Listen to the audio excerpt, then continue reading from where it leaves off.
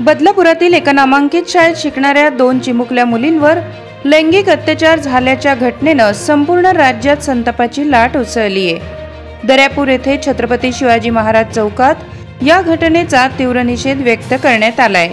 त्या नराधमाला फाशीची शिक्षा झालीच पाहिजे अशा घोषणा सुद्धा देण्यात आल्या।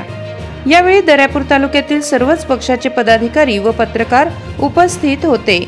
त्यावेळी प्रामुख्याने इंजिनियर नितेशदादा वानखेडे, महाराष्ट्र प्रदेश सचिव युवक काँग्रेस बबनराव विल्हेकर, शिवसेना उद्धव बाळासाहेब ठाकरे नेते दर्यापूर विकी होले, अमरावती जिल्हाध्यक्ष रा.स.प.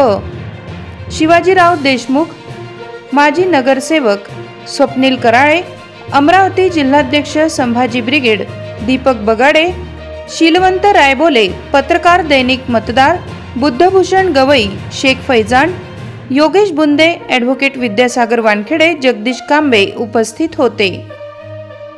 बदलापूर येथे एका शाळेत जे अमानवीय घटना घडली त्या घटनेचा निषेध व्यक्त करण्यासाठी आम्ही इथे आज जमलेलो आहोत। 4 वर्षाच्या 2 मुलीवर लैंगिक अत्याचार होतो ही घटना महाराष्ट्राला काळीमा फासणारी घटना आहे आणि महाराष्ट्राचं नाव देशात खाली जाईल अशी एक घटना आज म्हणजे मागच्या हप्त्यात घडली।